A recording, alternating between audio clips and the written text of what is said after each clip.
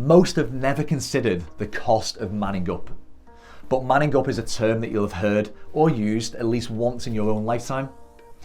It usually implies or refers to the fact that a man should adjust his behaviour, that he should toughen up, or perhaps stop being such a pussy. But when we look at men, most men hide or suppress their feelings and emotions, and manning up doesn't help this. They do this because either they can't interpret their feelings and what they mean, or perhaps because they don't feel safe or able to communicate what those feelings mean to the people around them. But it's likely that when this happens, a man will suppress his true self, and this will result in him either bottling things up and then exploding, or bottling things up and then kind of imploding.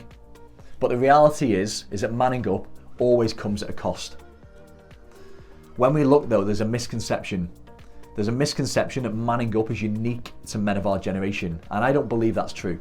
I believe it's happened for years. And if you look back to perhaps your dad or your father or a prominent male figure in your life, you'll see the signs.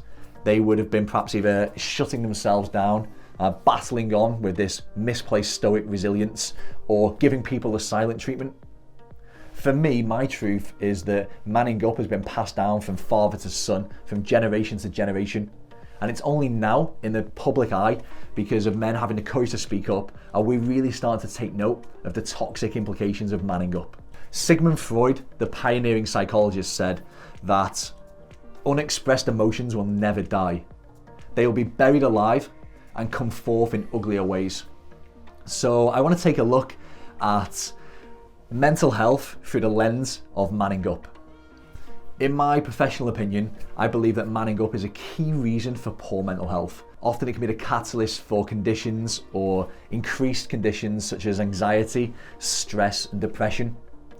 And statistically, when we look at society today, the figures for me are concerning. I read a HSE report that said in 2018-19 there were 600,000 cases of workplace stress and depression. That figure in the 1920 report had increased though to over 800,000. Over 800,000. So for me, things aren't improving, and they aren't improving fast enough. With men feeling like they have to man up, it's actually holding us all back. In 2017, I experienced my own poor mental health. I did exactly what I'm talking about here. I manned up. I isolated myself, I shut myself off from my friends and my family, and avoided the reality of my situation.